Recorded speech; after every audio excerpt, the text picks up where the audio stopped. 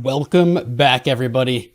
How you doing, internet? Good to see you. It's Wednesday and not a lot is happening, but we do have a pretty important case going on right now between the SEC and Coinbase. I searched all I could. There is no feed. Apparently someone's live with like an audio feed, but to my knowledge, that's very illegal to do. So we're not going to be doing that today. I would love if you guys update in the chat with anything that comes out, because I'm not going to be able to be watching my feeds. That would be great. Share your info, hype it up, smash the likes, subscribe. It's good to be back, guys. It's good to be back. It is snow day number 2, and Bitcoin apparently got the memo. Bitcoin not really moving at all from our God line, really hyperbolic line here at 42.3 or 42.2. Right down here, we got Lux Algo pulled up. Shout out to our sponsor, Lux Algo. Still looking bearish on the Lux Algo indicator, and I don't even know if we need it to tell us that, considering we're right here after the drop. I don't think anyone's really surprised after the 45 or 49 down to 41, 42K. I'm not really sure anyone's surprised that we're trading sideways. This is probably par for the course on Bitcoin. Almost always when we see a big move, even just looking back to January 8th, our big move up, we kind of just did nothing for a while. And I think that's the scenario that we're in right now. I do see a very zoomed in 10-second chart dump, but I'm not really too concerned about it. That's not the chart. Not too concerned about it right now. Let's pull up our diagram here. This has been just kind of our guide, a very simple take on the corn. We messed around with kind of the placement of this channel to make it fit in the last stream, but I put it back to the way it was. Little spooky here. Little spooky. I don't love this chilling, this sideways where we are. Typically, it's not a problem, but where we are in this channel or in this diagram, not looking so hot. For those of you who've never seen this, green, obviously things are looking good, and bullish yellow. This is our ascending channel that we've been following for months now, and we've fallen back into, after previously showing strength in this channel, it seems like we've lost a little bit of that luster. On the last stream, I went into in depth why I think Bitcoin has been selling off counterintuitively to the ETF. I published like a 18-minute video. We really don't have to watch like the first 10 to get the idea. You can check that out on the channel page. And those mechanics still in play. GBTC continues to see outflows despite the greater ETF narrative seeing net inflows. This is a little counterintuitive and weird. Not exactly what we would expect, but it makes sense with these moving pieces. Between GBTC and the new ETF funds, GBTC's fees are very high, and people have been captured or stuck in GBTC for years. Remember, I believe GBTC started in like 2014, so we're talking a decade of investors potentially trapped in there, now looking for lower fees in this competitive market, and that is putting downside pressure as GBTC is redeemed and sold. Despite those units being bought and it being net bullish or a net positive inflow of money, price still goes down. And I attribute this mostly to the ETF's OTC deals, meaning when they do settle up at the end of the day, they're buying it off the exchange. They're not impacting price. This does set us up potentially for a very exciting supply shock, supply crunch that us Bitcoiners have been talking about really since the dawn of everything. Which I believe is very likely. I don't really have any concept of a timeline or when this might happen. But every day, as these big buyers are taking coins out of the hands of the OTC desks, we get closer and closer to that potential supply crunch and a big move to the upside. I'm not going to have a huge amount of chart updates, really. I mean, looking at this, we are right roughly where we left it 2 days ago. We might have even been at this price 2 days ago. After swinging high, we're really right back down here, making higher lows. Fingers crossed. Fingers crossed. Let's pull up the Bitcoin chart. It's the chart of the corn, my friends. Here we go. Here we go. Had this up. I don't know where it went. Having difficulties. Hopefully, guys, can you please take a second and just pray for my internet connection? Last stream, it was rough, and we even got like disconnected. That's really bad for the stream. Just pray. There's been internet problems and technical problems across the US right now with this storm. Maybe we should be a weather channel. It's really similar predictions. Could go up or down, might snow, might be sunny, no one knows. But seems to be impacting the greater internet of the United States. I'm seeing a lot of other YouTubers, a lot of other content creators struggling to stream and stay live. So pray on this second snow day. Let's go down and talk shop really fast. 43.1, yesterday's close, today's open. On the day, acting as local resistance below us again, untested since, I believe, last stream. 41.7 by our daily close on the 14th, and resulting higher high here. We have developed potentially a horizontal channel, or at least potentially a trading range. I think we talked about traders potentially going short. I think the target was a little lower, maybe 42.8, looking to settle up any shorts at 41.7, vice versa. I think that's still in play as we see this price action kind of just unfold here. The good news, I'll say, is we didn't keep dumping. Even after that gnarly candle close, we didn't keep dumping. That's a good sign. I kind of expect this week to be mostly sideways. If we're going to get a curveball, I can see that coming on Friday. But we do have the SEC. I almost forgot because I can't really interact with it. We do have this court battle going on, and that could lead to some volatility, but my hopes aren't that high. I highly doubt that they leave the court today saying everything has changed. You know, the whole environment's bullish now. I think the best case and the likely case is that Coinbase probably wins this case. The SEC has had a lot of struggles. Can't seem to get the W's, Mr. Gensler. Court is not your cup of tea, is it, my friend? But that could be a source of volatility. We do have some interesting numbers coming up, like initial jobless claims, I believe, tomorrow. I think last month we got some pretty outlier jobless numbers, so maybe we'll get a mix up there. But I'm looking for Friday. If we get a move this week at all, I think Friday is likely when we're going to see it happen. I think until then, we're likely to trade just in this channel. Potentially a little higher, a little lower. There's just not a lot of spice. There's not a lot of spice. But you guys are here anyway. And what time is it? It is 1:17. I promised in the chat earlier, if you guys can get us to 500 likes by 1:30, so you got about 15 minutes, we're going to do something special. Don't sleep on it. Also, really quick, I didn't shout out Femex, our sponsor. I shouted out Luxalgo, but join the Discord. Links in the video description. All the links are. As well as Patron. Today, the patrons got an exclusive early access to the next educational trading video that's live there. Just one of the many perks of the patron. Check it out. Check it out. So, I'm going to look at the chat. I'm going to see what you guys are watching today. What's good? I did want to share something unrelated. No, I don't get paid for this. I just love Bitcoin stuff, guys. I'm just like a Bitcoin nerd. Check this watch out. Holy shit sticks. I love this watch. I don't even care if you, like, I'm not even saying you guys should buy it. I'm buying one. I want one. This is by Coin Vigilante. A friend of mine I met actually in Vegas in 22. They've been making some really sick watches. This is their Bitcoin halving edition. And man, this could not be more gorgeous. Like, ugh. All right. I tweeted about it. I put it in the Discord. But if you guys are interested in that watch, or really any of them, you can check them out. Coinvigilante.com. Again, I get paid nothing for this. There's just no good Bitcoin merch. I love good Bitcoin merch. Kind of some housekeeping. I am putting together a Bitcoin merch shop to swap out all the crap that's in our YouTube shop right now. That's TBD, though. The date on that is not quite fixed in stone. I'm not an expert at these things. I got to figure out how to get all this stuff in the shop. If you guys have any ideas of what else we could put in there, here's my thoughts. I want to have this little Bitcoin nerd miner. They're like €8. I want to have this in there just because it's cool. Like a ledger, like a hardware wallet. What else was there? Was one more. And I definitely want to put these watches in there, along with some actually good-looking crypto merch that Moggy is looking like she's going to be the designer of. So just housekeeping there. All right. What's up, Foxy Thorny? Always good to see you, my friend. How you feeling today, Foxy? I'm feeling pretty good. I can't go outside. It's too cold. It's too snowy. It dipped under 0 last night. Last winter didn't even snow. What the hell's going on, guys? What's it like where you're at? Is it snowing? Is it warm? Is it cold? You know, just put the temperature in the chat. Just a number. It can be Celsius or Fahrenheit. Doesn't really matter, especially when it gets into the negatives. Mr. Toe bought one. We're gonna be watch bros, Mr. Toe. Oh yeah. Dude Viper says it's a garbage watch. Get a Rolex. Well, I do have a Rolex, but I'm never slapping a Bitcoin sticker on it. I don't know. I'm not a watch aficionado. I just like what I like. I like this design. You guys don't have to. That's what I said.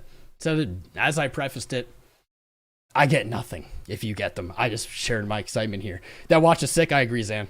I know there's some haters, but I agree. What's up, Brendan? ZJ, get the drip. Suicidal Trader, any discount code? I do not have any kind of discount code. Could maybe tweet at them. Coin Vigilante? I don't know. I honestly expect it to be a lot more expensive. I thought it'd be like thousands of dollars. Buy a Paytick. Like I said, I'm not a coin watch aficionado. I do have a Rolex. It's a vintage one, but I was hearing in the comments and some of the replies about that it looks like what a Paytech and something else kind of merged together. DYOD. Do your own research. Holy shit sticks. That's right, Crypto Sharknado, man. Sorry, Mr. Toe, for not getting... Yeah, dude, no worries. No worries. You guys are always welcome to share your opinions. Like, people come in here and say, Bitcoin shit. Like, I don't care. Like, if I let other people's opinions and thoughts dictate my moves, man, I don't know where I would be. I'd be nowhere. It's just part of the game. No, I just want honesty from you guys. That's what I give you guys. I want you guys to give it back. It's okay if you don't agree with me. What's up, Christoph? Crypto Birdie, hoodies and hats. Yes, you know. Tom, what did I do with my first million? Buddy, where do you think that money's at? All my net worth is in crypto. All of it. Do not recommend it. Don't think it's the optimal risk to reward play. I think there are smarter ways to approach investing that do include Bitcoin and crypto, obviously, but maybe not 100%. I don't think anyone needs that kind of stress in their life, but I'm doing it for you live here, and this is my journey documented. Ohio decrypt. What's good in Ohio? Corn? I got a lot of corn around here too. I want the audio phone number, RS Miller. Dude, I would love to do that, and it would be very fitting of us to cover something like that live. You know, we are the home of the FOMC, but if you're not supposed to be recording in a court, it's probably not good to live stream that content. Probably not a smart move. Negative 17, Mike Ziegler. Who can beat negative 17? Screw you, Pickle, and your gorgeous Cali weather. Where do you send some art you can use for merch? JD Club. Guys, I have zero artistic ability whatsoever, and I highly and heavily depend on the community for that design. I'm just like a math person. The only thing I design is symmetrical shit. Nobody likes it. I like it. Nobody else likes it. But if you have any kind of artistic ability and want to contribute to the channel, jump in the Discord, send me a message. That'd be awesome. Also, if you're interested in writing articles or blogs or whatever, I don't know, any kind of content creation, if you want to help out the team, you want to join, same thing, join the Discord. Hell yeah. Hells yeah. Let me see. Up and Run says it's 3. Crogs Boy 6. -2. Ace of Hearts. Aaron Winkler 25. JT Bitman 27. Shane Matt JS -12. Bro, -12C. Get some coats on. Get the fire brewing. Boss Baby .1 -10. Nemesis DK -10. Jesus. We got like maybe 6 inches of snow. It's sitting. It's staying. It hasn't melted. It probably won't. But it's not anything too bad. My road's fine. I live in the middle of nowhere. What's up, Silent 45 Auto 8 degrees? My chat refreshed. I know I was real far back, but wait, let me get it. You just bought yours, Kalen JG. Hell yeah, dude. Watch Brez. It's cold in Georgia. Is it really?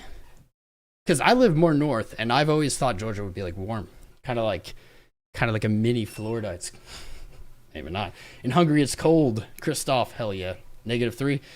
Whew. Kyle, -30. Can anybody beat Kyle? -30. Dude, I know Jess from our Discord. I don't know if she's here. Shout out to Jess. I love you, darling. One of our admins.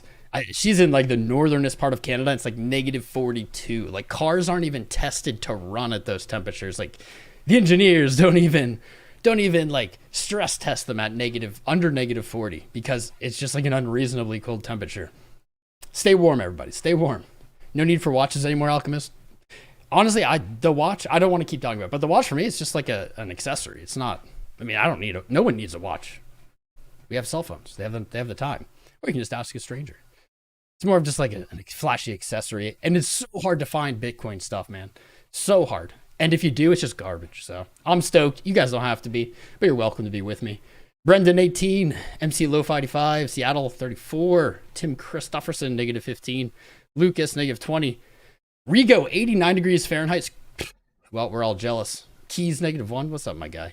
Well, mid nature warmed up above freezing. Last winter where I am, there was no snow last winter. It was cold. I don't even think it ever got below like 0. This winter is wild. It's messing with everything. J Core negative 4, Sprouksy, Netherlands negative 2. Looks like the entire globe is frozen right now. Heading into Ice Age ? New clickbait title. Find out soon. I just started up the treadmill. For those of you who want to make tweaker jokes, go for it. All right. 69 today, Birdie. 75. All right, I'm coming to Birdie's house. Brian Penny 27, Levente. There's a lot of them. Okay, Richard Hart, says Crypto Paper Route. Don't you ever call me Richard Hart. I'm the opposite, dude. Yeah, fair enough, dude, Viper. You're good. You're good, bro. You're good.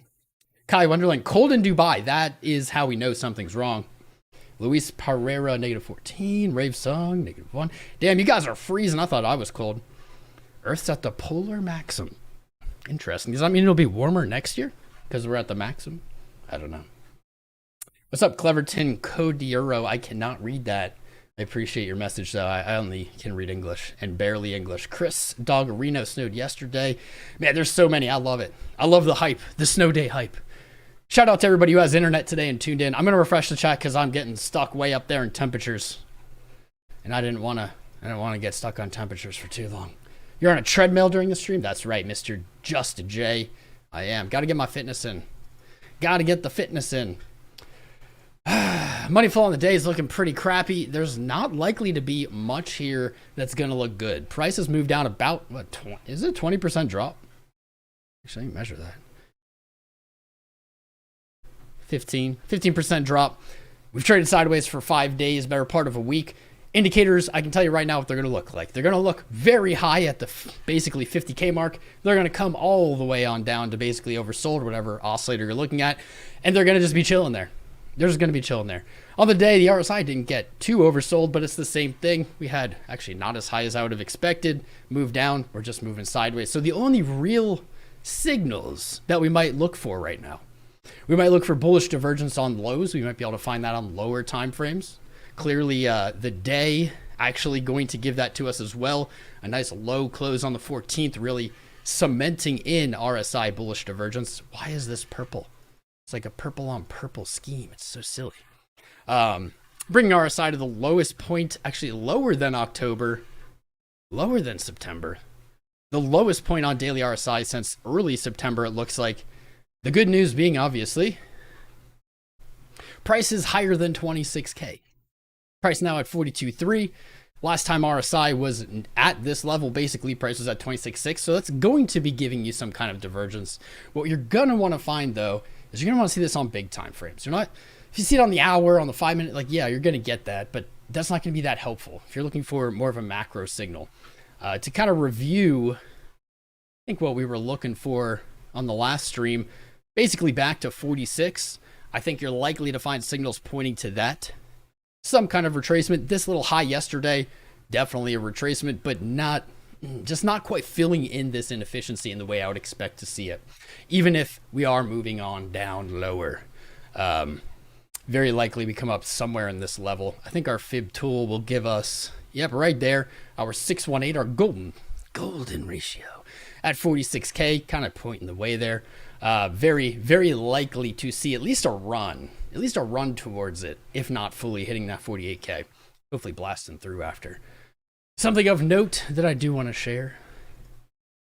On the day, let's get rid of Lux Algo. I love Lux Algo. On the day, we have something not so great, though. The 50 daily moving average. Looking a little rough. Looking a little rough here, boys. As you can see, this is the battle, as I tweeted. If you don't follow me on Twitter, you should. I tweeted about the battle of the 50 daily moving average. Bulls and bears here are likely to meet in kind of a stalemate deadlock for a little bit before deciding a direction, but this is not super comfortable. Price below the 50 isn't the end of the world, but it is not what we want to see if we're looking for higher highs this month in January, really even for like a quarterly time frame. Not ideal. So we are right there. battling it out. Winner hasn't been decided yet, but I'm watching this closely. Really don't want to see our lows breached after potentially rejecting from that 50. If we look back at recent price action, maybe this will give you an idea as to why I feel this way. We last touched or tested the 50 daily moving average on October 10th, and that was the low, before we moved up to new yearly highs, multi-year highs. And we have not touched it since. We have been above, cruising at altitude, and now potentially seeing our first sign of weakness there. If we do lose the 50-day, and I will say 50-day, we'll count it lost if we get a close below 41.5. All right, get a close below 41.5, and your 200 daily moving average sitting right here at 33.3, an uncomfortable price probably for most. That would be potentially retracing all of these upside gains that we've had since October. Hope not. I want to see this 50 hold. Yeah, I want to see this 50 hold. Actually, let's put on the 100. Where's my 100 at? Ooh. Didn't mean to open Ichimoku, but why not? We're here. Let's actually get distracted in ADD and look at Ichimoku. Ichimoku Cloud. This looks better than the daily moving averages. Ichimoku Cloud actually not looking the worst here. We can see we had a test to the cloud as support on the 3rd, again on the 12th, and we're still kind of hanging out here. Now the cloud is rather thick. That's what she said. Signaling some significant support in this area, and we can even see that by the candles. But what I like about this setup is, one, price is above the cloud. Whenever price is above the cloud on any time frame, Ichimoku Cloud is telling you the trend. We have lost the TK and KJ, so it's giving us a little bit of a warning sign, saying that that cloud is the platform of which price stands on. And if you lose it, you're looking lower to at least test the bottom of the cloud at 40 or 39.6 and maybe lose it, move lower to those 100, 200 moving averages. But above us, untested as resistance, is the KJ and TK, the Kaijun and Tenku. Why can't we just come up with English names for this? Maybe I'll pull an inner circle trader smart money concepts thing and just start naming stuff, everything, just renaming everything, and then saying I made them up. Nah, just kidding. Shout out to Inner Circle Trader. He's legit AF. But those are signaling potentially a move back up here to test them as resistance, and they sit a little bit lower than that 46K mark, starting at 44.8 up to 45.2. Just another piece for me in my observation of confluence. If we're going lower, we're going higher first with very strong confidence, at least from my point of view. All right, I didn't even mean to pull up EG, but why not? I don't even know what to look at right now because everything's just moving sideways. We got some good alt movements. I think we could look at here in a minute. There we are, man. Here we are. What do you guys think? Here we are. That was kind of cool. I didn't notice. Let me copy this. I need more moving averages. Give me all the moving averages. Need all of them. No moving averages safe. Kind of interesting here. Okay, that's not at the same time. But we did have a rather bearish cross. I didn't know this on the week. The 100 crossed under the 200. That could be a death cross. This was in October of 23, so about 70 days before the golden cross. It's not really much of significance. I just did not see that, and it's kind of cool as the 20 crossing up as the 100 crosses down at the exact same candle. A lot of chaos there. A lot of different time frames heading in different directions. Since then, though, we are seeing most of these, the 100 finally kind of giving way here, starting to curl up. We're seeing these time frames come into more of an alignment or agreement over time. I did say 33 just because that's where the 200 day is, but to rehash, the place I'm looking if we get a strong sell-off is going to be a little bit lower. Let's just throw this up here. Roughly where this golden cross has taken place, that's at 30.5, 30.4, very significant value to last year's trading.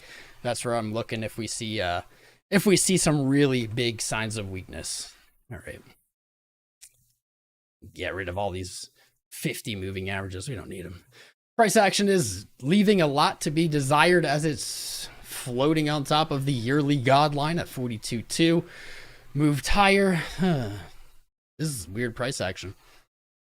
This is some weird price action. Starting to look really good yesterday with that low wick. Now we're slowly bled back down to it. Still at a higher low, still fighting it out for that year.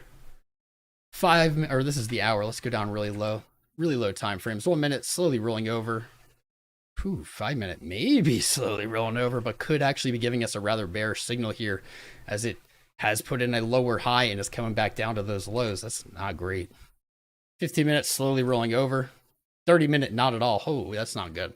30 minute in a pretty clear downtrend on money flow here. Even VWAP starting to kind of putter out. Momentum probably giving us a sign that we're going to see some relief from this selling, but I don't have high hopes with the way this 30 minute looks. Oof. Ooh, it's getting hot. It always gets hot in here. It's because all you guys are here. Hourly, kind of the same thing. Not a lot of goodies. Not a lot of goods. 2 hour, very slowly rolling over. So there's something I do like. A lot of these time frames are bearish, but have shown us maybe a break in that bearish momentum on money flow. Failing to hit lower lows, this red glob here. Failing to hit lower lows and putting in some higher highs on the way. 2 hours very slowly looking to roll into bullish territory. And we see that again on, I think it was like not the 30, like the 15, the 5, different other time frames in Confluence, whatever. 4 hour looks like garbage too. Oh man, this could be better, fam. This could be better. What do you guys think? I ranted for a while. Yeah. I didn't just talk about the weather, though. We might be getting into weather. Ichimoku. That's right, loading name. Well done, animals. What's up, Pedro? W4 XRP. Is XRP moving? What's it doing? What about you, Crypto Poppy? What are you looking at today? I'm taking this off. Oh my gosh. It's starting to sweat. It's a gun show. It's a gun show. I'm heating up my house. You know. Scratch it. What's up, Real Rider? Venom Hex, my guy. More cloud cushion for the pushing. I like that. Stotch RSI. Making you tired, Fed? Why? How am I making you tired, man? That's okay. You can fall asleep. Take a nap. Just leave the tab open. Can we look at Moonbee? What is Moonbee, Zach? I've never heard of it. What's up, Coca-Cola? Psychedelic Cosmology. Just sub to the channel. Thanks for lives. Thank you, Merlin.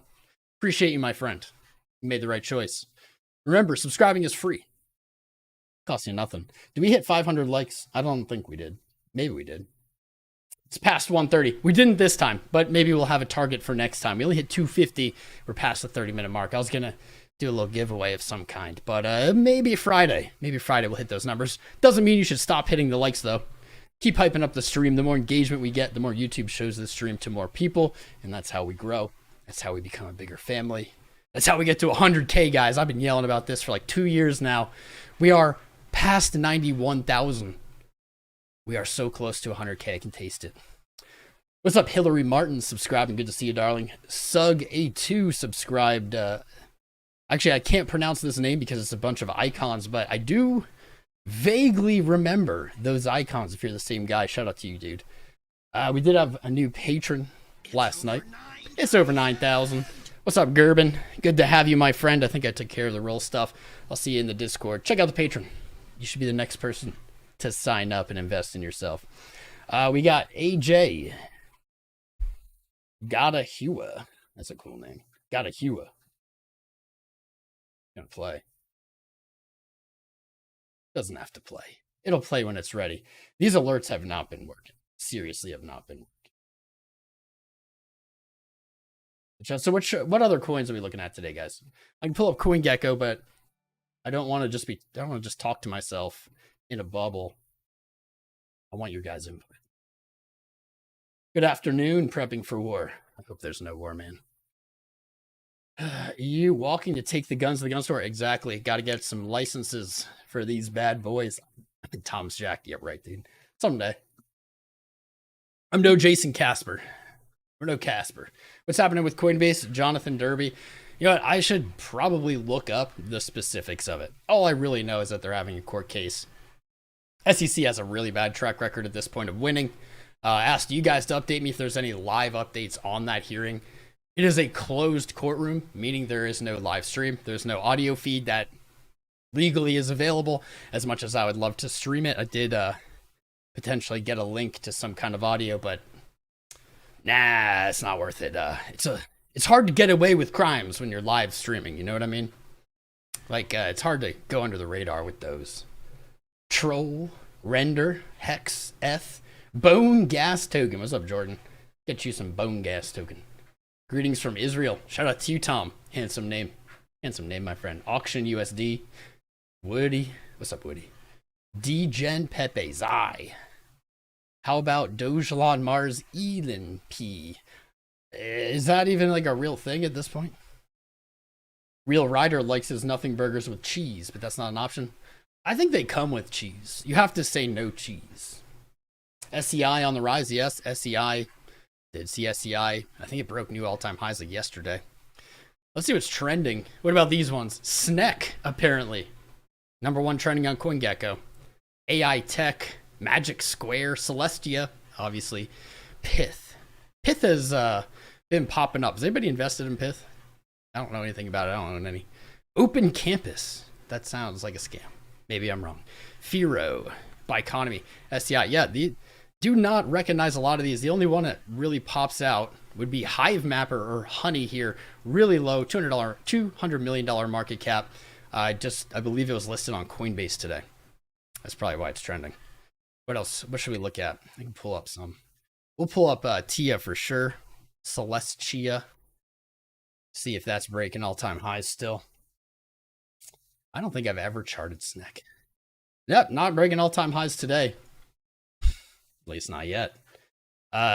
Tia back to the daily order block painted 2 days ago. That's about $18. Potentially a trade could be taken here. Basically, looking at that $18.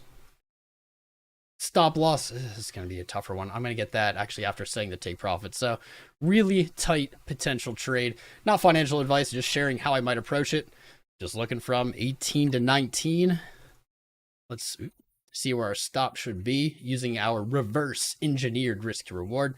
4 to 1, a little bit high for my tastes. I love high, but let's make this about a 3 to 1 right there. Stop just above 1750, looking for $19. The daily open, just testing, just sweeping that liquidity up. I think that's a pretty good trade, honestly. Question will be if it fills. Hourly still looking bad, just very similar to Bitcoin 2 hour, actually in the reverse of Bitcoin. Positive money flow, rolling go, reverse is negative. But I do like the green dot here. VWAP up, momentum pinching. Money flow at the 0 line. That's not a bad place to look for a reversal. Not a bad place at all. Let's see what this has done on the week. Is there any like big time frames we're missing? Nah. Okay, 18 is also the weekly open, making it even more significantly an important value here. Losing 18, and again, that's a scalping trade, so know what you're doing if you're trying to scalp like that. If you lose 18, you do have, again, an order block on the week below you. It was tested last week. I don't know if that counts because it kind of opened at it, but not as tested as I would like. And that's at 1420. Lose 18, I'm looking for 1420. I think that's a pretty good way to approach this TIA chart, honestly. I don't know if I have any TIA. I kind of doubt it. I might have like market bought like $50 of it or something one night when I was drinking. Who knows? Who knows? But no substantial investment in it for me. That's probably all she wrote for that. That's probably all she wrote. Lose that order block and you're moving back on down, testing these lower points of support. Previous resistance broken, untested as support. That's a pretty clean move. SEI, yeah, look at SEI. Maybe SEI was the one that I saw breaking all-time highs. I don't know. Oh yeah. Holy shit. Holy shit bricks. Yeah, holy shit bricks. I don't ever really do this, but this is looking pretty good. I'd never encourage market ordering, especially with leverage, but there is a trade as visible to the eye as one can see here. Basically, SEI selling off with the rest of the market, but diverging here by hitting higher highs, higher lows, and this one right here is what caught my eye. This move up, it looks like this was 2 days ago. The pullback was bought, and now that candle back above or back at that level, which is lining up very closely with that all-time high. SCI looks like it's ready for another move up. It looks like it's ready. I guess I'll place this here.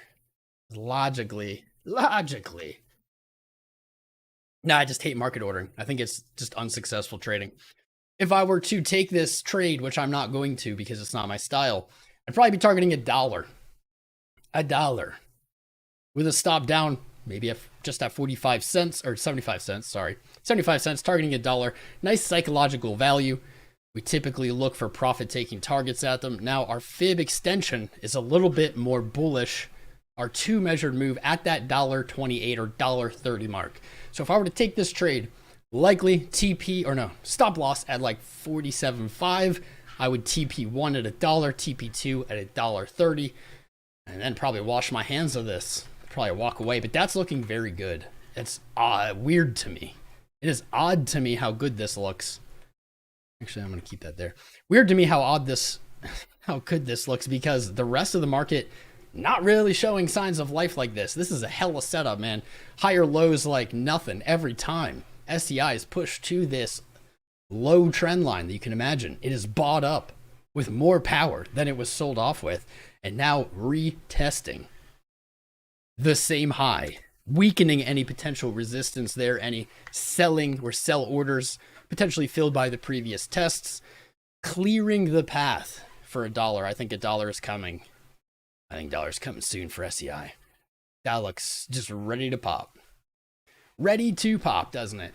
On the day, order block didn't catch this right here. 80 cents down to 77, and that would put our stop loss at 74.5 in good territory. Remember, lose this point of support. You have an order block right above your previous resistance. That's beautiful. Lose that, and the market or the structure of this changes. Probably don't want to be in that long position. Probably trying to bounce out. Probably. This is looking so spicy. This might break out while we're live. Not trying to get anyone to FOMO or anything. Remember, guys, decisions made in the moment with very little time and planning are usually the wrong ones. But this, I don't know, guys. 1 in chat if you think SCI is about to break out. I'll put it 1 in chat because it looks like it's about to. Oh, I got my alert set super tight. We will flip back to that in just a moment. Or we don't have to flip back to it because it literally right now just broke it. Right in this second, while I was talking about it, still not above 88.2, but hella close. Let's put it on. The treadmill's not level again. I live in a really old house, and it's definitely not level. It's like hundreds of years old. There we go. Right there. Looking for it. I guess Bitcoin's not really giving bullish signals at the moment. If it was, I would say looking for it to hit during this live stream. But Bitcoin, maybe it's hanging on. It's not doing anything. We talked about it in the exactly why Bitcoin is dumping video. 42,200, the yearly open, a level we expect to see highly contested by both bears and bulls, regardless of what we're looking for Q1 wise, and really living up to its name here. How many tests on this low time frame? On the 14th, on the 15th, later on the 15th, on the 16th, now on the 17th. This thing is the battle, man. It's the battle, and it certainly does not help that the 50 daily is right here. Do not like to see that. Makes me uncomfortable. Let's see.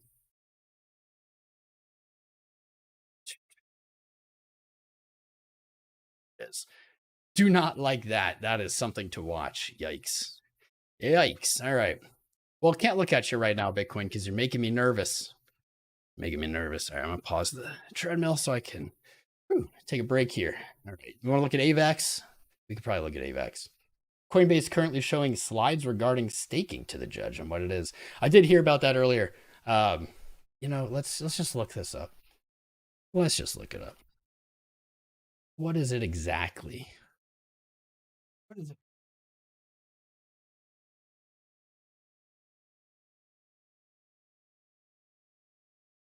He's in love with me.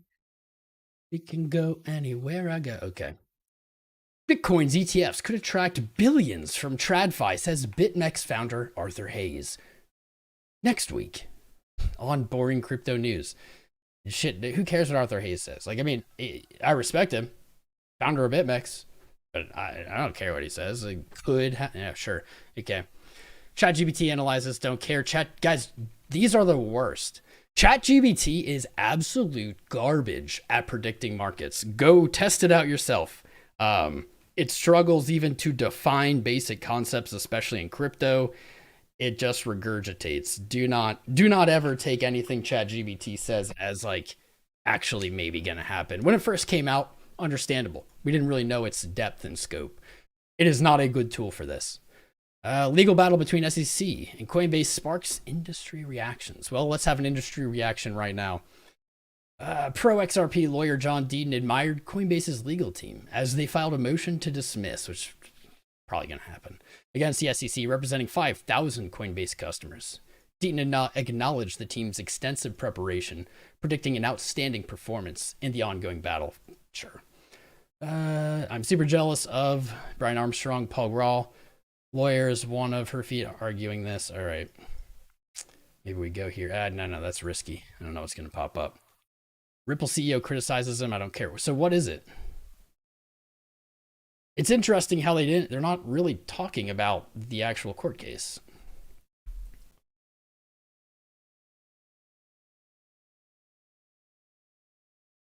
Look at that. Another article backing up what we were saying in the last stream. Why is this not giving, like, isn't this the only news right now? This is like the only big news. And it is not what I expected. There we go. SEC faces major test as Judge Wade's long shot dismissal. Okay, so it's on just the dismissal? Wait, no, you have to have a case then to be dismissed. You don't. Okay. Federal judge in New York will hear lengthy 4 hours of oral arguments. Sign me in, tag me in, Coinbase. I'll talk their face off. The crypto industry will see whether her eventual decision about throwing out the SEC's case will help or hurt the momentum against the regulator. Coinbase is about to make its case in federal court that U.S. Securities and Exchange Commission is wrong about its legal arguments. Wrong about its legal. Oh no, I lost my spot. Crypto exchange trading on registered securities. Okay, that's probably it. New York judge does next could have serious consequences for the wider industry. Yes. Company in Southern District of New York to throw out the case, a long shot request. So what was just define the case, man? When the government is suing people, they don't usually lose on summary judgment, said Patrick McCarthy, being a full savage. All right, I don't want to read any more of this. You guys don't want to listen to me read any more of this. I guess it's about securities offerings. Chad, can you bag me up? Bag me up. Is that what it's about? Security offerings. Holy shit, he was gone for a second. Who was gone? I was gone? Did the stream drop? I swear to God. No, we're not losing frames. We look like we're smooth and steady. We're getting more subscribers, even though the stream isn't too popping. Suga2, welcome, my friend. Be like Suga2. Be like Suga2. Subscribe. Ton is the realest streaming. Thank you, Andrew Maloney. You the realest, Andrew. Spitlets. Talking about technology. Apparently, SEC versus Coinbase link is on Coinbase X page. Okay. All right. Let me see. If there's a public link for this, I don't know why we're not streaming it. Doesn't look like it. Coinbase's X page. Just pulled it up right now. Not seeing it. Pinned January 12th, January 11th. Affiliates? What is this? Affiliates. Oh, of their thing. Okay. And the replies, maybe? I'm not seeing it, Pickle. They haven't done anything since the 14th, it says. Don't know. GBT can write scripts for custom. Yeah, I mean, it's great at the things it does well. It's terrible. It is garbage. It is garbage at the things it doesn't do well. And the problem is that it is so convincing the way it writes it with full confidence, just making up facts and things. It's dangerous. It's dangerous. Confidence can be dangerous. Tom, check your X page. You tag me. All right, Sharknado. Yeah. So, all right. I did see that Meet Kevin is live with this, right? Which is cool. I guess. A few categories do not concern. All right, we can listen to it. If Brian Armstrong is retweeting this, I'm not worried about the audio at this point. That's Kevin's problem. Not about Coinbase, so it's not like. about Coinbase's efforts. Fair. The second is about retaining third parties to stake assets. Again, not about Coinbase, not Coinbase's efforts. The third category is about liquidity pools for quicker withdrawal. Something that's acknowledged in the complaint is no longer the case in Coinbase staking, but in any event, again, on its face, addresses the administrative convenience of unstaking, of exiting the staking program. It doesn't offer posit any managerial qualities or otherwise in the conduct of the actual staking program at issue. So those first three, I'll just say, are actually separate. The bottom two are, the remaining efforts the SEC alleges, and quite as Your Honor put it, those just aren't the type of aren't the type of managerial and entrepreneurial efforts required by Howey. They are just the type of clerical and routine functions that courts have found do not suffice to plead the requisite standard, the material. Look at more coins while we listen. On returns. That goes for the IT services with software and equipment. That goes for the pooling, where there's an aggregation of tokens to stake. And, we direct Your Honor's attention to the Life Partners case, where what was found to be ministerial, Your Honor, was an almost identical constellation of efforts that was found to have, quote, no material impact on the profits of the investors, including because these were services that, quote, anyone, including the supposed investor himself, could supply these services. And there were a number of others who could have as well. So, again, happy to delve into it further, but we would commend those excerpts from that we put in front of Your Honor from Life Partners to lay bare quite how clear it is as a matter of law that we think the back office, mechanical, outsourced IT services and administration that's alleged in those bottom two categories of paragraphs do not rise to the level of an adequate pleading of efforts of others. Thank you so much. I think that leaves me with Ms. Eddy and the major questions doctrine. One of the discussions I was having with your colleague, Mr. Sabat, Such was good the stuff. reconciliation, if there needs to be one, between Coinbase's arguments about the applicability or how it interprets the Howey test and how that works with the arguments it's making about the major questions doctrine. So, what's up, Skywalker? Perhaps we could begin there. Could you help me reconcile those two ideas? And what I mean in particular is, to the extent that you are arguing that the Howey test applies by its terms, that that's the test I should be using and that we should be working in that framework rather than suggesting that these particular tokens are outside of that framework, does that in any way exist in tension with your argument that the SEC's bringing of this case amounts to some sort of arrogation of powers it doesn't have? And I'll ask you, just because I know this court, to grab the microphone and bring it near you. I'm sure we will hear you, but I just know that there's something about those microphones. Thank you so much. Thank you, Your Honor. And I will say... This is fascinating. ...by saying truly our fascinating. Is that our interpretation of Howey and our argument about the investment contract and what it requires fortifies the major questions position that we have. In fact, it undergirds the whole thing. We don't think you even get to major questions here because the text and the context and the precedent establish that the position the SEC is advancing here is not grounded in law. But if the court were to disagree and to find plausibility in the SEC's position, somebody's groaning and moaning in the background. The major questions doctrine that's probably Kevin. Would kick in, and it would compel rejection of that position. And that's because, as Mr. Sabat, I think, already explained at it's not length, me. the transactions FBI, it's Kevin. Coinbase's secondary exchange are of a different character than anything that the SEC has asserted regulatory authority over before. And they are of a different character than the interpretation the SEC itself has advanced in Howey, in its briefing there. It talked about contractual arrangements, for example. It's different than any position that it's taken in briefing since, in some of the briefs that Mr. Sabat highlighted from Edwards. It's taking a different position than Chair Gensler took Chair in Gensler. 2021 when he So, appeared before Congress and We have asked for Chirpow regulatory authority and Chirgensler now. to cover Interesting. transactions on crypto exchanges.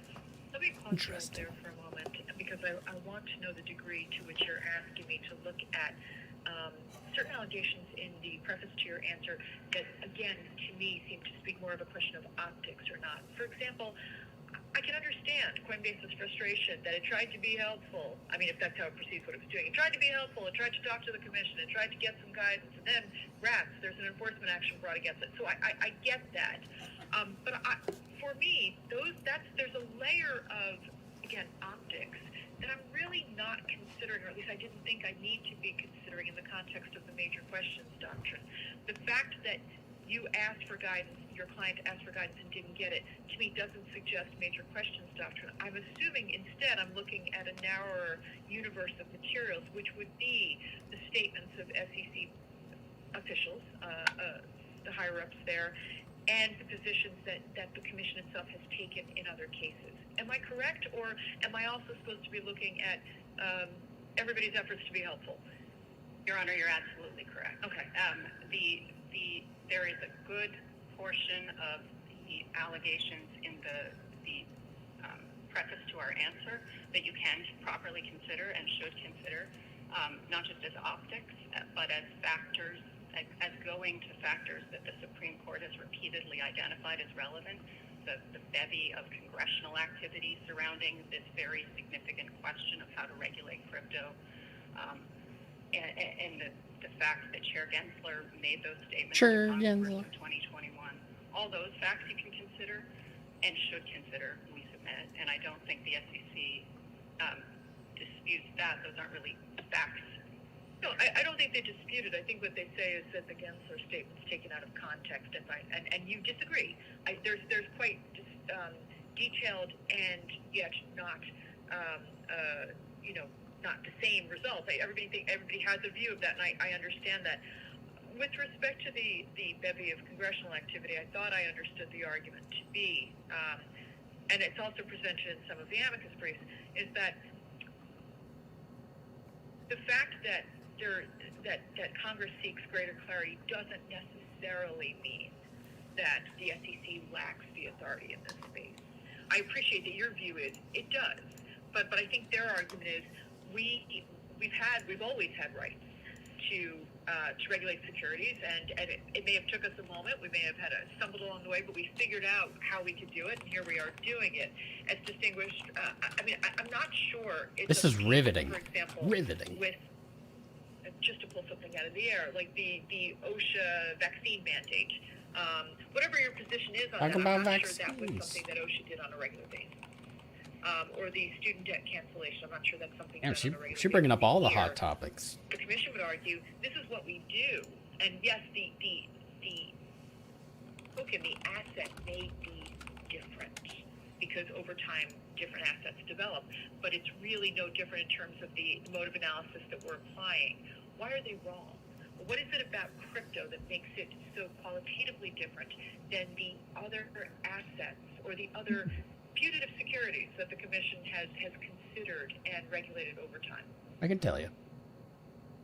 Let me begin by saying that it's not what makes crypto special.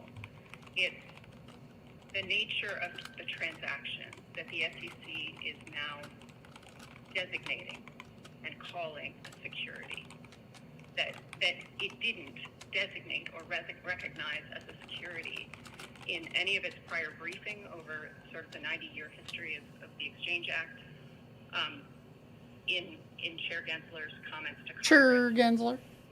And this is a special kind of transaction. It's one that doesn't have an ongoing legal relationship between the issuer and the purchaser.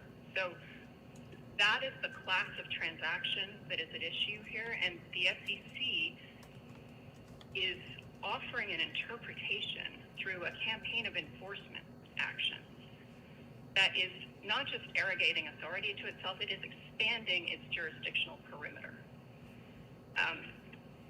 That is, in some sense, it's similar to the Brown and Williamson case, where there was the question was tobacco a drug or a device? Here the question is this class of transaction a security? And that, the congressional activity is, we're not saying that's dispositive, but it is something the court can and should consider under the governing precedents in assessing whether Congress has spoken clearly about whether the term security, the term investment contract, can properly be conceived to cover what the SEC is identifying and pursuing here. And I think for all the reasons that Mr. Sabat already gave, that there's no clear statement of that kind here. I just want to make sure I understand what you're saying, because it was not the answer I was. I do not understand what you're saying. You're saying that what is the thing I should be concerned about is not crypto assets. What are they? Are they securities or are they not? But that the particular transaction that's being challenged, the particular types of transactions that are being challenged, are so different than anything as to which the Commission's asserted authority in its history. Am I understanding that correctly? That is the first part, Your Honor. Okay, yes, that's fine. I will step the court. And I think that the cases look both at what is the nature of the arrogation of authority, how expansive is it? And I think that's part one of the answer. The cases also look at what is the impact here, and what is the significance on the practical level of the expansion that the agency is asserting. And that's where we look at the fact that this is an arrogation of authority over an entire industry. And but I'm sorry, the impact, I'm looking at the impact on whom? On both the industry and on the Commission? Because I thought from listening to your colleagues at the front table that one of the issues that was discussed was whether, enforcements went, from something in the tens to something in the thousands or something like that. So am I looking at what this could do in terms of how much it would expand the number of enforcement actions the Commission could bring, or am I looking at it in terms of the crypto industry itself? You're looking at it, Your Honor, I think in both, but it's certainly the latter. Okay. And the Commission does try to advance this argument that this is really just routine enforcement action and sort of incremental routine enforcement action. It is certainly true that the complaint here leaves allegations regarding just 12 tokens traded on Coinbase. But it is part of a concerted campaign against crypto exchanges generally. There were other lawsuits filed in close proximity to this one against other crypto exchanges. And it is obvious that if the court were to accept the Commission's definition of investment contract in this case, that would have essentially legislative implications. It would affect the whole industry. And the Commission has kind of made no apologies for this. Please pause for a second. Two follow-up questions before you move to your next section of argument. I think you're suggesting to me that I need to look at this as sort of it's one enforcement action. It's only 12 to 13 tokens, but heaven forfend, Vela, if you let this in, there'll be nothing. We'll have nothing but enforcement actions against either folks who provide the services that Coinbase provides or crypto asset issuers in the first instance. So I guess when I'm thinking about the impact, am I allowed to think of it as you suggest by looking at it not merely as the case before me, but as what that case might portend? Your Honor, and I think it is not just a matter of enforcement. I want to be clear about that too. If the court were to take the SEC's view that the token transaction, the trades over Coinbase's secondary exchange, are investment contracts, then the implications of that are that the SEC's regulatory apparatus applies to crypto exchanges. The court can and should take that into account. And I know there's been some suggestion that there's an absence of authority for the proposition that an enforcement action can give rise to the major questions doctrine. And I want to just point the court, one of the amici cites this, but it's the Gonzalez case, in which an enforcement policy was at issue.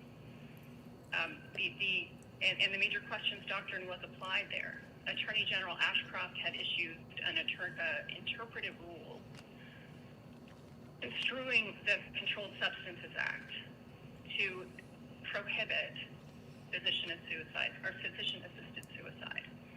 And the court held that wasn't a regulation. It wasn't entitled to any deference of any kind. It was an announcement of an enforcement policy, and it applied the major questions doctrine to that.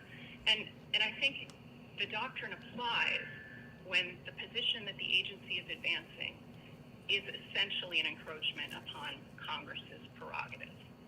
That is what's going on here.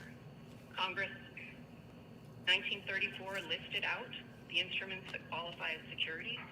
Investment contract is one of them. The SEC has been litigating the contours of investment contract for decades, never advancing the theory it is now advancing in this case. And that's precisely the sort of circumstance in which the major questions doctrine should be invoked and should be applied.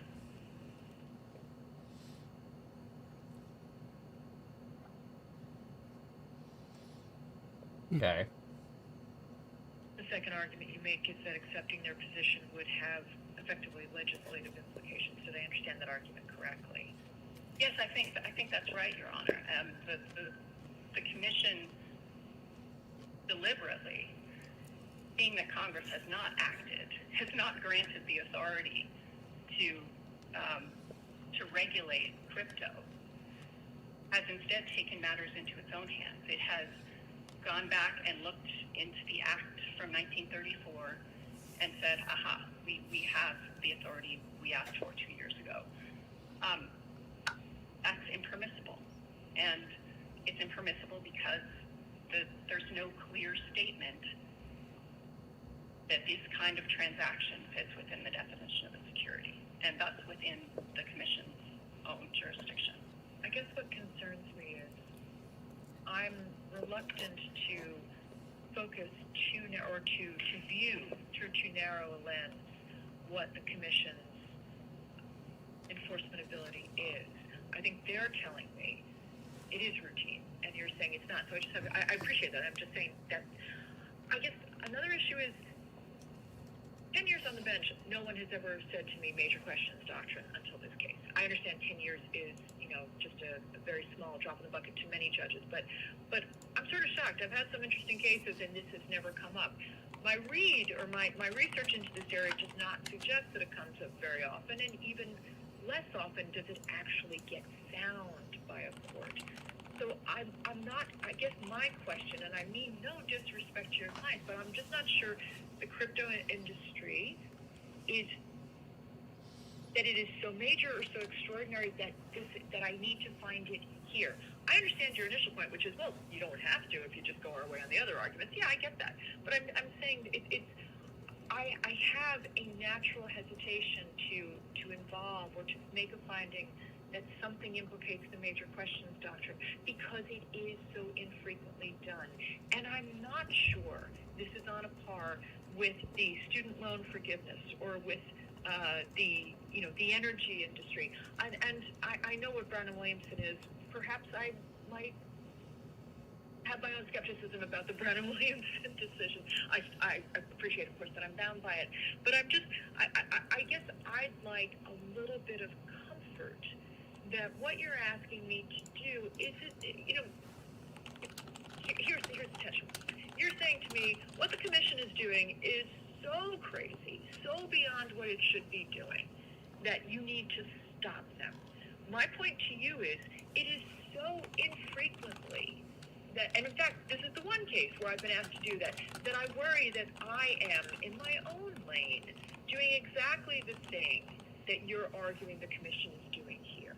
which is to take power I don't have, to stop activity I shouldn't be stopping.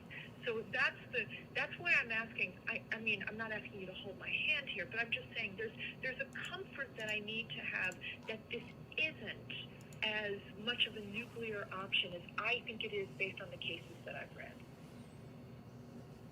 Your Honor, you spoke about your own power and the concern about stepping outside your lane. And I want to just return to a comment that you made when speaking to my colleagues on the front table about Senator Loomis's brief. Yes. The question here is, as between Congress and the SEC, who has the power to legislate this question? And that's I think the question that that is central to your inquiry. Man, court stuff's boring. I do want to note, though, and just make sure the court has in mind, there are a wide variety of circumstances in which the major questions doctrine has been invoked and has been applied. And just Yes, so they're two different things, right? Being invoked and being applied. So go ahead. well, let's talk about, I guess, the ones Oh, that how are have they? been applied. So smug. It's been applied to the elimination of rate publication requirements for 40% of telecom providers in the long-distance business. That's the MCI case. It's been applied to new emissions controls for existing coal mines. So that's West Virginia. It's been applied, the eviction moratorium at issue in the Alabama Association of Realtors case was one affecting 6 to 17 million tenants with a potential economic impact of $50 billion. And let me just pause on that for a moment because there's been some math thrown around. There's a lot of math. There's a lot of math. This is not a math question. Yes. And none of the cases treat this as a math question or as a question of fixed numbers. It gives a flavor of the significance of the agency's, the impact of the agency's action. Chair Gensler himself. Sure, Every day Gensler. he made the request of Congress Sure, Gensler. for authority to assert regulatory authority over crypto exchanges, prefaced his comment by saying this is a $2 trillion industry. The FTC's complaint, I think paragraph 1, talks about billions of dollars in trades happening every day. The economic impact here could be really crippling. And I want to just make a point that hasn't gotten a lot of play here today yet, which is the architecture that the SEC has in place it does not work with crypto. That's why my clients made a pitch for rulemaking. There is no pathway to registration as it stands right now. So if the SEC's position is accepted, the potential impact of that is potentially Welcome, all on the these other hand, if the Is it people. crippling, or are you about to tell me it's existential? Or is it existential for those assets as to which transactions in the assets, however they come about, are investment contracts? I think it is certainly, the impact is vast, Your Honor, and I will return again to the point that the SEC is offering no limiting principle, really, to what it will designate as an investment contract in the absence of an ongoing contractual obligation or something that's conferring a share in the enterprise. So the potential impact is vast. Now, it could go, I suppose, a different way. The SEC could put in place an entire new architecture that would address this. That's the kind of change, though, that the major questions doctrine says should not be effectuated by the agency. That's something that Congress should decide. Those are the kinds of questions that Congress has before it now, and that Congress should have been left to decide, before the SEC came and took matters in its own hands. But in fairness, they haven't done anything. So I am a little bit concerned. I have a concern about not recognizing someone's authority to do something in this space? The answer may be... Don't you love that? It's like someone, authority, you something. would say Chair Gensler. That's how little clarification there is. But all right, maybe I'll just leave it at that. Okay, thank you. Did I just deprive you of some great thought you wanted me to know about? Don't believe so, Your Honor, but I'm sure there will be an opportunity later if something comes to mind that I think I missed. Funny you should mention that. We've now finished our 4th hour of argument, and I Oh, congratulate those shit. of you who stayed and listened through all of this. Make sure you smash the likes and subscribes, I guys. have asked the 14 pages of questions I wanted to ask, and I thank you very much. The 14 and I Summary arguments coming up. Thank you, Kevin. I imagine Kevin. that if I asked you, you would not forego the opportunity to say something to me in the vein of a summation, or something I didn't know, something I need to focus on, or something I was too dumb to ask you about. So we're going to take another break, and I'm going to ask folks to get together. Mr. Pekin, my thought was that's where you would be coming in and you'd be speaking to that issue. But if there's something else, then tell me now, because you were designated cleanup. So what is it that I was responsible for correcting errors. I see. None were made. There was nothing for me to contribute. I do appreciate the love, the back to the house for each other. I still think you should make a play to speak, but that's just me. So, you know, Your Honor, this is the longest I've been silent for in my entire life. I'm not going to disagree. Yeah. Okay, so take 10 minutes, think small thoughts, just something really summary that you want me to know that I'm not going to get from our argument, which I promise you I will reread the transcript of, and from the briefing. And just in case there's something we didn't cover and we should have, that's your opportunity. It should not, let's say 5-10 minutes maximum. This is not, the 2-hour summation at a trial. But take the break. Isn't it? Thank you all very, very much for your preparation. And my thanks to both to those of you who've spoken today, to those of you on quality control, and to those of you who actually prepared the oralists to speak as well as they did. You have my deepest thanks, because you should know this is a hard question, but I can't say there's an argument you haven't made to me. I just have to decide which one makes more sense. So Oof. we'll be back in 10, and thank you so much. Woo! Shut up, Kevin. I think she may have actually done a 10-minute break, so let's put that 10-minute break back at... Let's silence Kevin. Let's silence Kevin. We've been looking through some altcoins. We got a huge influx of viewers. I don't know if they're real. If you're real, could you say you're a human? Put it out there in the universe. Something tells me, though, well, I believe some of these are real people. Something tells me going from 650 to 2,000. I mean, unless something crazy just happened. And people are probably enjoying the audio, but something tells me maybe they're not all real. You guys are real, but maybe they're not. Just looking at the dollar here while we're waiting. My buying views, Matthew. Baby, you know it. You know it. Number one tip to buying views: always talk about how unreal it looks. That's how you convince people it's real. The dollar, potentially some bearish divergence, but the dollar's been on an absolute ripper here over the last 4 days, moving to new yearly highs. Coming back, it looks like 2 December's high at 104.2. That's higher than I had hoped. I would really like to see the dollar sell off here. It has been rallying from what I hear about on China's stock market weakness and maybe uncertainty in their fund rate, something like that. Either way, the chart says it's going up. You could see potentially a inverse head and shoulders start to paint if we do move up to 104.2. Reject.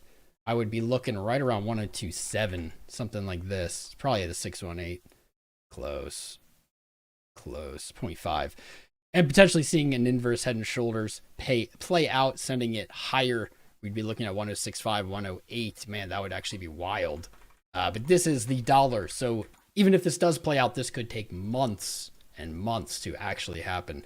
But I am keeping my eye on the dollar, and it has been impressive. It has been impressive. I want to see some crypto start moving like this. These nice bottoms here, giggity, and moving up. Dollar strength, typically bad or bearish for equities, cryptos, commodities, etc. Dollar weakness usually leads to some green amongst the investments, but it is not quite that simple. Rule of thumb though, dollar up, everything else down, dollar down, everything else up. Pretty easy. Bitcoin chilling here, waiting for our in-stream TA to actually hit at 24.9. Not a huge call for today, but I wasn't expecting too much volatility. The one thing I don't like, for those of you tuning in, right here we have the 50 daily moving average. I know it's a little janky, but it is right here. We're on the 5-minute chart. We had a pretty gnarly rejection earlier, it looks like last night or this morning. Now Bitcoin creeping its way back up, just back to that 0.5618 retracement level where that 50 daily is hanging out. If we do come back up here today, what we want to see is this. We want to see it push through the 50. I do not want to see another one of these. That will be a huge tip off to me that longs are about to take some punishment. But for now, it's pretty much just climbing steadily on this Coinbase / SEC court hearing. And we're just waiting for them to come back on. They're taking a break. I think it's a 5 or 10 minute break. And then they're going to do their summary reviews. I don't know. How long have we been live? I'm not sure I can stand. I'm not sure I can be standing up that long. Let's see. How long have we been? View my channel. Look at that. What a handsome channel. If you guys haven't subscribed yet, please do. My software is no longer showing me anything, so I can't tell who it is. But keep it up. Keep it up, guys. All 2,000 of you. We have a new educational video coming out tomorrow. Schedule that for like 10 a.m. Patrons got early access to it today. You can sign up with that, along with, of course, all our other wonderful content. How long have we been live? Let me streamception it. There I am. Look at that handsome guy. Let me like my own stream. 444 likes. What a beautiful number. Let's get that up. We can get 500, maybe even 1,000, depending on how many of these new viewers are real. Show us you're real by hitting them buttons. Show it. Show it. Oh, I forgot. The whole point of that was to see how long I'd been live. I don't remember. I guess I went live at 1, so about an hour and a half. I don't really need to hear Kevin talking about it. I really just wanted the hearing. I wonder what he's saying. Bro, I just fed you an argument, and you just flipped it on me. What basis would they have to sue? Is there a contract? Oh, you're right, Your Honor. There's no contract, so I guess they would have no basis to sue. And the judge is kind of like, cool. Cool. I guess that guy snuck in a phone or something to record it. Wild stuff. Wild stuff. I don't know. Do you guys want to stay live for the summary hearings? Put a 1 in chat if you do, 2 if you don't. 2 if you don't care. 1 if you want to hear the summary. Should only be a few minutes away. Let's get some votes. I'll put a 1 in the chat. You're a live action robot? Good. We want to see Coinbase put the slap down on the SEC. That we do, Adam. Angel wants to look at Sol. We can look at Sol. Zach Durden's real. I know it. I know, baby. You're real. You think you're real, don't touch. Well, can we ever be sure we're not? You can't. You can't. You're real and in the SEI trade. SEI was looking great. I haven't gotten an alert, so it's clearly cooled off a little bit, but that's not a lot of retracement. It's not a lot of retracement. The entry placed, again, these are all hypothetical for education, not financial advice. Looking for a little bit lower, about 80 cents flat. Playing off that higher low, stopping out if the structure breaks here. And that'll be signaled on a move below 76 cents. SEI is looking pretty beast. I don't know if you caught it earlier. I'm looking for $1.28. TP1, TP2. This is looking pretty solid. Just a rehash.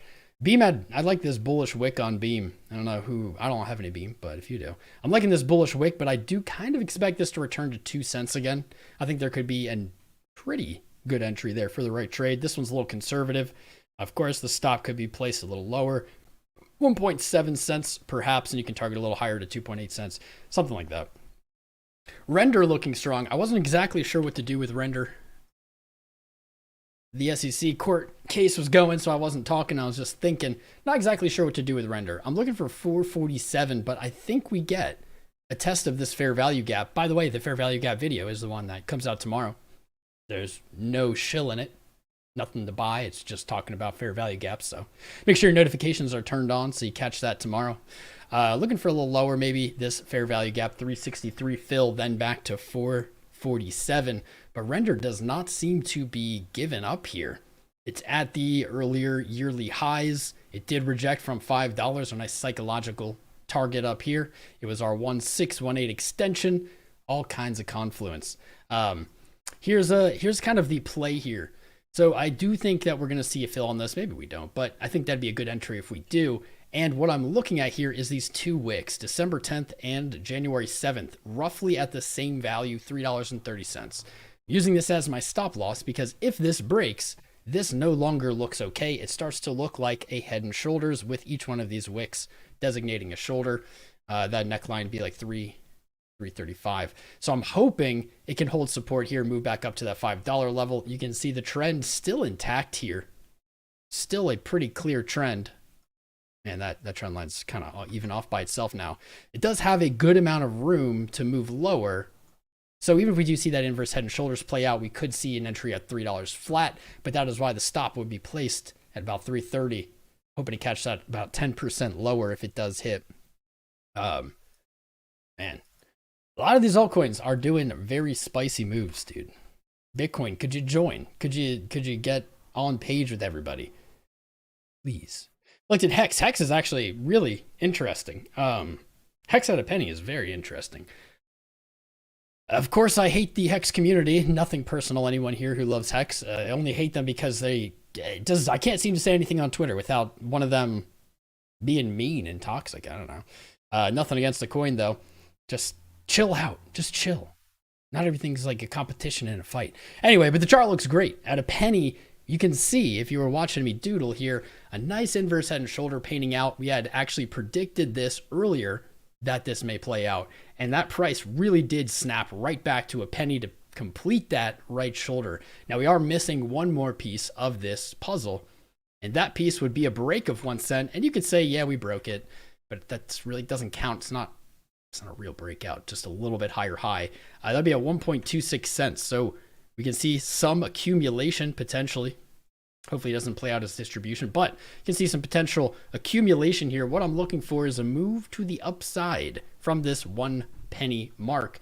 1.8 cents would be great. I'm not sure if it's got an 80% move in it, but anything is possible. We might just see a slightly higher high, maybe up to 1.25, something like that. But I'd be looking then for the back test of a penny to then play potentially to that $1.80 target within the 80% upside. I like this chart. I like the chart. Charts are charts. Doesn't matter what it is. Charts are charts. This may not end up playing out this way, but this is looking very likely now. And you can see this ascending low trend does give Hex a lot of room to the downside, potentially to still be fine, to still be in this condition with your lows rising and your highs flat, weakening that resistance. Yeah, this was the doodle. So this is some good. It's going to be harder to make the play. That's why I don't know if I actually placed the long. Did I? I didn't place the long because we need to see a move up, or I did place it. It must have deleted. We need to see a move up. We need to see the neckline break. So 1 cent. We need to see that break and then back test, hold as support. And that's going to be our signal that this inverse head and shoulders is kicking. Link is weird. Link BTC, I think, looks good. I think it's playing out a bullish megaphone here. I'm going to see or be looking for a 004 test again. Maybe a higher low will paint out an inverse head and shoulders. That seems to be the trend right now. But the dollar pair is very confusing to me. I'm not really sure what I'm looking at pattern-wise. I'm not really sure what I'm looking at. We do have a higher high into a lower or break of our structure. So we have a swing high to a swing low, and that typically signals a diamond reversal pattern. I'm not bearish on Link. These have been here really since we broke out. So since October, these rolling over lines, as I do still to this day think we're going to get a back test. We had a very significant resistance here for 2 years. Link traded under $10. It broke out with a lot of strength. To see it pull back and then move up would be an incredibly strong way to move back towards your all-time highs.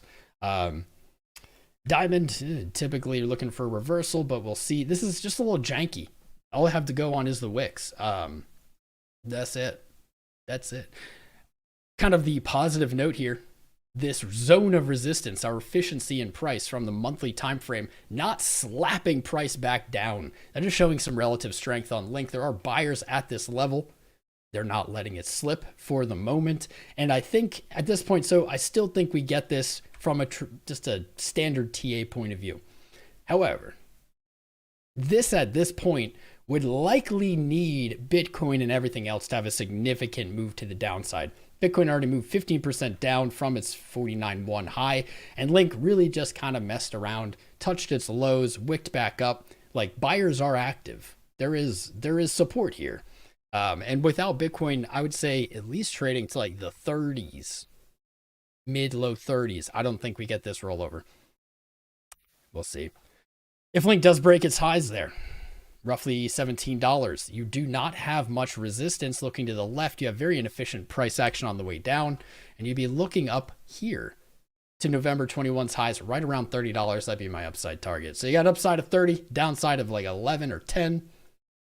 Price currently at 15. So actually there is a decent, this actually isn't bad at all. Not bad at all. There actually is a decent risk to reward. Now this would obviously only be played spot because of the drawdown. Can we get like 15 with like a $10 stop loss? That sucks though, because that's right where you kind of expect it to go. Some kind of spot play. Looking for that 30. That drawdown's way too much for leverage, so I wouldn't even try. ADA. Kevin, you're still talking? ehack.com. Yeah, you're Kevin. ADA, I'm looking for a little long scalp position potentially from, I put it at 51, but I think in like 50, there's a lot of time frames that are looking juicy there. Weekly open fair value gap. And I'm just targeting 59.5. I do think ADA this year will see higher. I think we will see as high as 72, but I'm looking for that dollar mark. It is the measured move from our swing high to swing low here. And what's interesting, it's a little chaotic, but what's interesting, I noticed ADA really respecting the fibs here.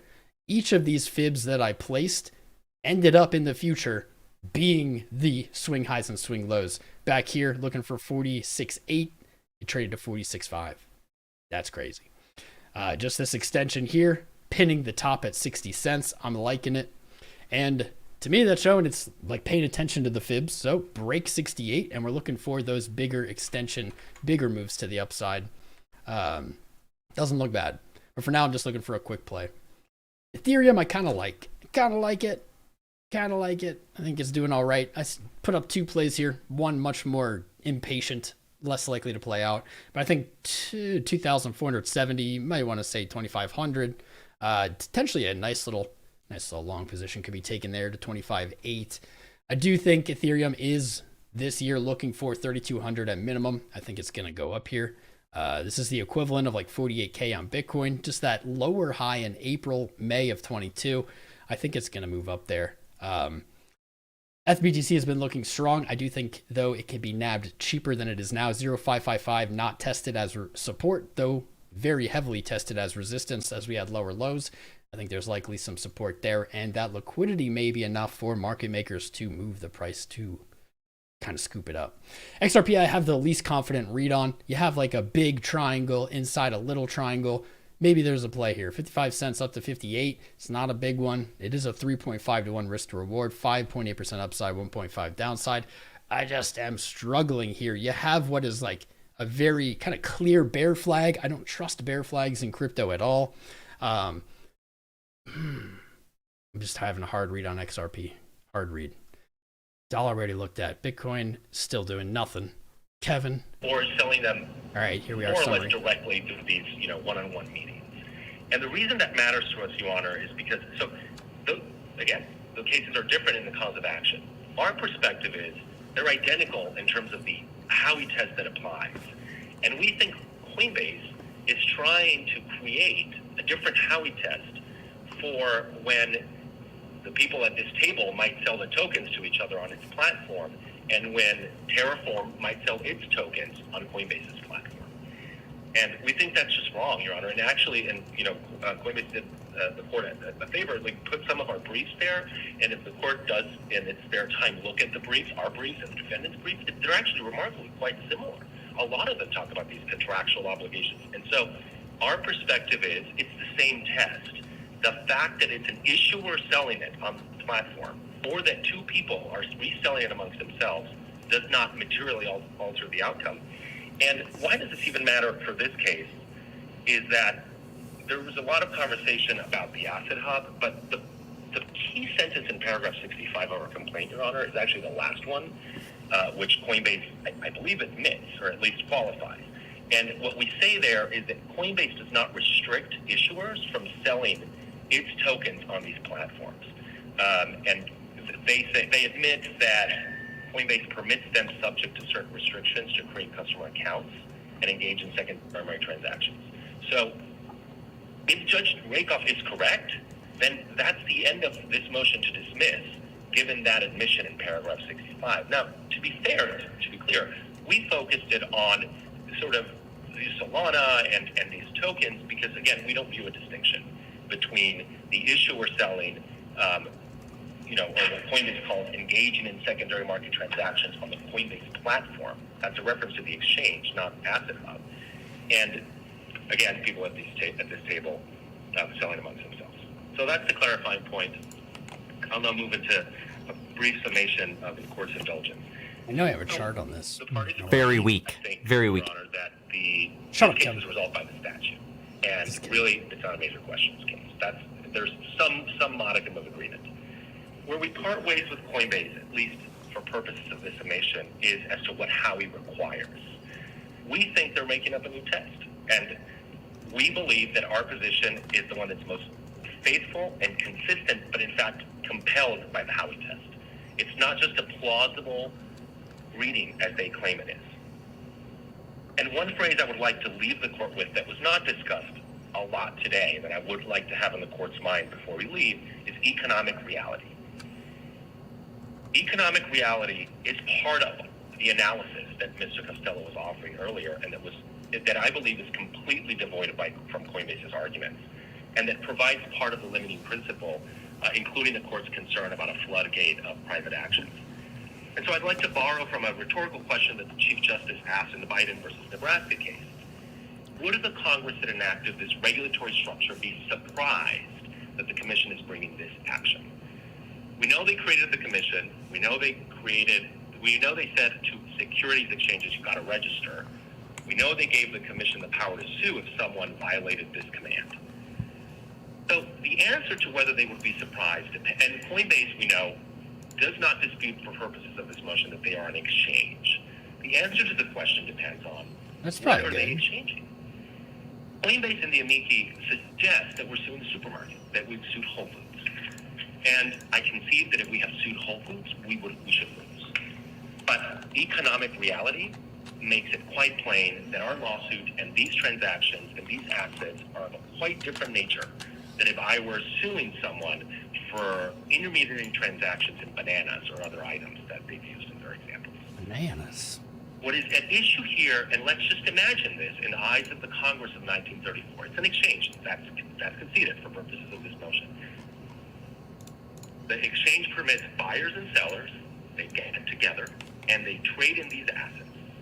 What are these assets as a matter of economic reality? There are issuers also in this marketplace, and these issuers are saying, and in 1934 there's no crypto, so what they have maybe is just a piece of paper with numbers to keep track. That's all that is, and that doesn't do anything.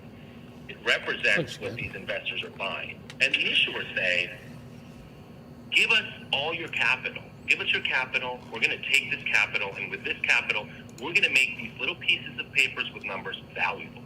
And you'll be able to resell them, and you'll make some money. And the exchange, again, the conceded exchange, also permits people to buy and sell amongst themselves, these same little pieces of paper. And everybody knows, because these issuers in 1934 have flooded all the then available methods of communication. And they've bought radio ads, they've put it in the paper, and they've sent glossy mailers, and they've said, this is what we're going to do. Because I have to explain to you what these little pieces of paper do. They're not bananas. Let me explain to you what's going to happen with them after I take your funds and deploy those funds into this ecosystem. You're going to make some money. And the other thing the issuers remind everyone of consistently is, and I'm going to keep a big stash to myself, because when they go up in value, I'm going to make money too. So the reasonable investor in 1934 understands that what they're buying into is an investment contract. Would the Congress of 1934 be surprised if we've asked that this exchange register? I submit to the court that the answer is plainly no. If the response were, well, yes, you're right, SEC, but the issuers were clever enough, and not to use a magical word like impressions of an offer of contractual obligation, or were clever enough to not reduce into writing the promises that they've made, therefore this is Whole Foods, I submit to the court that the Congress of 1934 would not only be surprised, but actually stunned that there would be such an easy workaround to the carefully constructed regulatory structure that they created in 1933 1934 around the capital markets. So we are asking that the court not endorse such an outcome, Your Honor. We are simply asking that the court look at the economic reality, apply the Howey test as it was written, and to end on a major questions point, we believe that the Howey test is there precisely, as I said, to give effect to that congressional purpose and to set it aside or add elements to it as Coinbase is really asking the court to do is what really would create violence of the statutory structure. For those reasons, Your Honor, we ask that Coinbase's motion be denied in its entirety. Thank you. You're Thank you denied. very much. You're Mr. denied. Coinbase. Kind of really dodged the idea about an investment Kevin. contract being missing. He said, Kevin. I do appreciate Kevin for live streaming it however he got the feed. Thank you to Brian Armstrong for tweeting that Kevin was streaming it so we could find it out. UIDX is moving. I can see it move to 338 quicker rather than later. You have this bullish megaphone pattern potentially playing out here. $2.50 holding as support. And a nice little reversal ruin on DYDX. You can see this trade we placed a long time ago. It seems filled, but spent a lot of time underwater. Almost got stopped out. It's looking like a pretty solid bottom at 222. 222. Off the higher high, holding your low here. I think DYDX over the course of this year heads back to that $4 mark, and I think we'll finally complete this 70% trade here at $5. I think that is I think that's reasonable in Q1. Time frame's gonna be hard. That's looking not bad though. I guess we covered it. I didn't expect to actually cover it. Paragraph allows that promoters, like everyone else, can make trades on the platform of tokens that have already been issued. It does not involve primary transactions. It is purely secondary transactions. That's what paragraph 65's last sentence is about. And for the reasons we've talked about, nothing in the allegation of this complaint gives rise to any allegation regarding any primary transaction or initial coin offering. And the fact that there are no promises of any kind that travel in any of these transactions, we think is fatal to the complaint. I want to talk just a bit more about Howey, because it's an important case. And I don't know if it's the alpha and the omega. I don't know if it's the beginning and the end, but I don't think there's any mistake about it. Howey is where we start. And the promoter, they're just talking about economic reality. The promoter there was a company. It sold parcels of land. And I don't like the way this and guy a commitment talks. It's so to do stuff on that land. Two contracts. Do stuff. The question before the court was whether those Sounds two creepy. contracts can be stapled together. If the answer was yes, there would be an investment contract. If the answer was no, there wouldn't be. An asset plus an obligation. That is what all the blue sky law said an investment contract was. That's what Howey said it was. Now, the It's like commission has whispering. argued in its papers, and we didn't get Speak a chance up. to talk about this when we were talking earlier, that Howey's obligation to develop the orange business was what it called purely incidental. It does this, the commission does, by plucking those words purely incidental, rather obviously out of context in Howey itself. The sale of the land, the asset sale, was what the court called purely incidental. The management contract, the contractual obligation to develop the business, that was the opposite of incidental. It's what made the arrangement a security. There's no way to read that opinion and not understand it. You can even read Justice Frankfurter's very short and completely overlooked dissent, and it'll tell you the same thing. There is no doubt that what made the ETC saved two itself. contracts there, an investment contract, was that the asset was stapled to an obligation to manage. The cases, Obligation one to after another, teach the same lesson. I won't rehearse them all. I will also refrain from undue counterfactual historiography as to the question of what the congressmen and women of 1933 and 34 would have thought about this, but I'll tell you this. I think Who there will be a lot of cares? surprise to find that an investment contract didn't have anything to do with a contract at all. And that is the position that's being sponsored here, that the very words of that statute are being elided from, erased from it, completely in derogation with all the case law that preceded it and all that has followed. I'll also say, I think it would come as a surprise to Senator Loomis that this was obviously something that was to be regulated. I won't cause the court to look at it, but slide 12 recounts about, I don't know, maybe a dozen and a half statutory initiatives over the past 2 years where Congress is trying to figure out who crypto should be regulated by and how. I think there's an awful lot of surprise, historical and present, about the willy-nilly arrogation of regulatory authority that the SEC purports to assert by virtue of this action. Part of the trouble with the position the Commission here sponsors is that we wish to insist that there has been no showing of a necessary limiting principle. We talked about this a little bit, Your Honor. I want to push on it because it won't do to say an asset plus promotional statements is enough. And it won't solve that problem to say, well, you're buying into an ecosystem. I am advised that there is an Apple Plus documentary about Beanie Babies that talks at great length. A lot of talk about Beanie Babies. I'm glad I thought about it. A lot of Beanie Baby talk. That Too much. Makes perfectly clear the communities that grew up around that. And it is true of all sorts of things that people buy and sell. The buying into a community. It is an absolutely vacant limiting principle. It's no limiting principle at all. The point is further illustrated by the acknowledgement, the concession that Bitcoin Yep, that Bitcoin. is every bit the ecosystem of these other tokens. There are community groups, there are chat groups, there are validators, there are support groups. Bitcoin is an ecosystem just like all of the others. And that won't do as a limiting principle as the Commission's own actions, we think, make clear. On the other branch of our argument, whether the investment needs to be in an enterprise, I just want to make sure to call to the court's attention what Howie said. Because Howie didn't use the idea Howie. the All about investment Howie. contract had to be what they called shares in an enterprise, idly. That's from the Supreme Court, 328 U.S. at 299. That's Howie. And it's not for nothing that Judge Boudin talked about in finding and discussing investment contracts that what was purchased in this case was not a share of a business enterprise, and so not a security.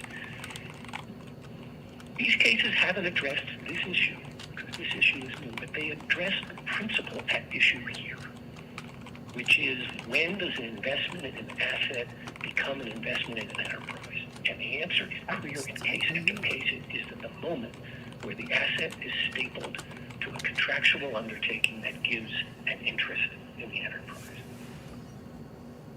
Let me close with just a word or two more on secondary markets, because I think the following can be fairly said. The Commission's complaint draws the court into truly unprecedented territory. To call these secondary market transactions investment contracts when there's no contract is atextual, and it's ahistorical, and it's unprecedented. There has been no finding of any kind, any court, that a transaction on the secondary market gives rise to an investment contract, and that is not a coincidence. Echoing the conversation, Your Honor, that you and I had a little bit ago, investment contracts, well, they're contracts after all, and that implies privity. And absent unusual circumstances that haven't eventuated in the decided cases, circumstances that one could imagine, but nevertheless aren't alleged here, contractual obligations could travel so as to create an investment contract. No allegation here. And what we say you can't have, what we say would make a hash of the statute, is an investment contract without at least the appearance of an offering. And that is completely not alleged in this case. And there was reference... May I hear that again, please? You cannot have an investment contract without at least the appearance of an offering? You can't have an investment contract without at least the appearance of an offering of an instrument that carries with it the contractual obligation. Thank you.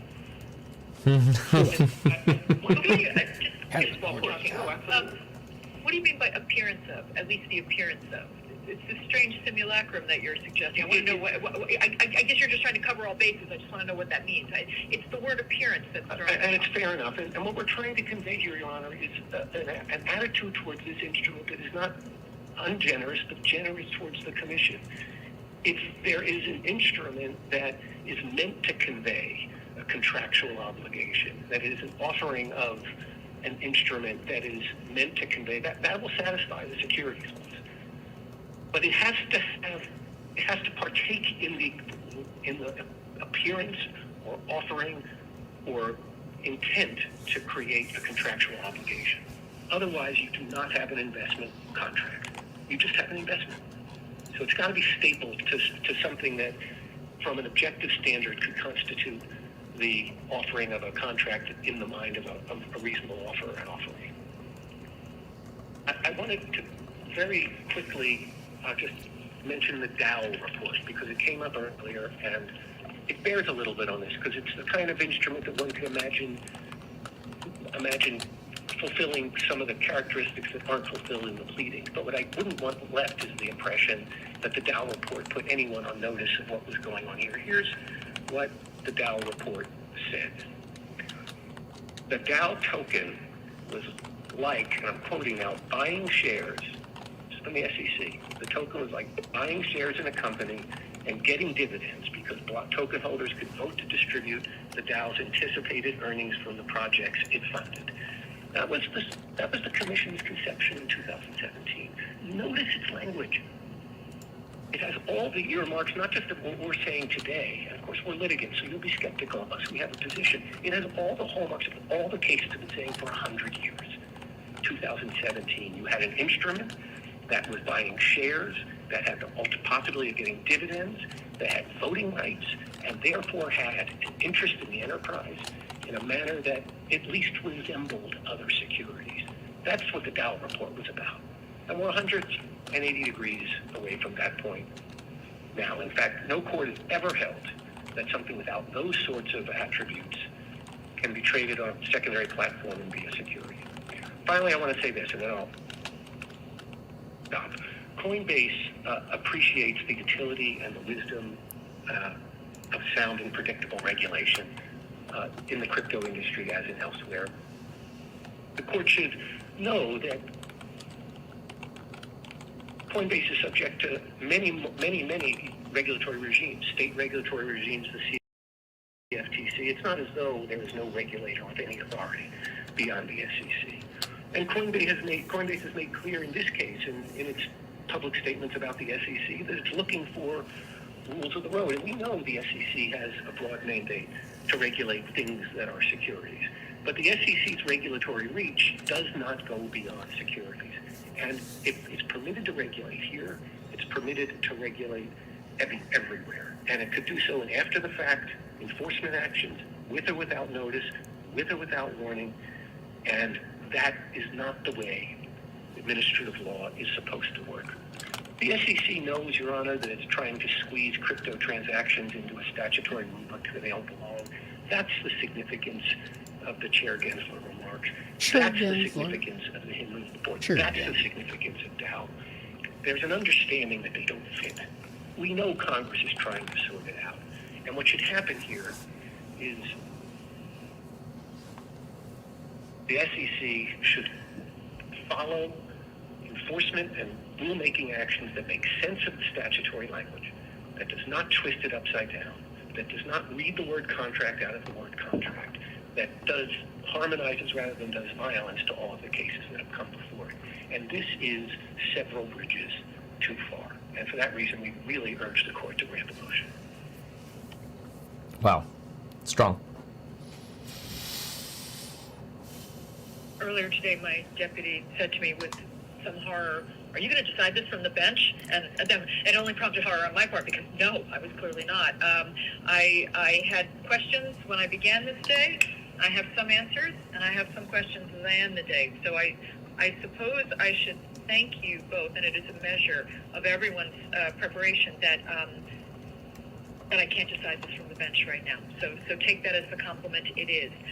I have a favor to ask of the folks at the back table, and that is if you would please, if you would accept a friendly amendment of your transcript order to be tomorrow rather than this evening, because I'm aware that the court reporters have been moved to other places this afternoon, and I kept them so much longer than they thought, that I just ask for your indulgence.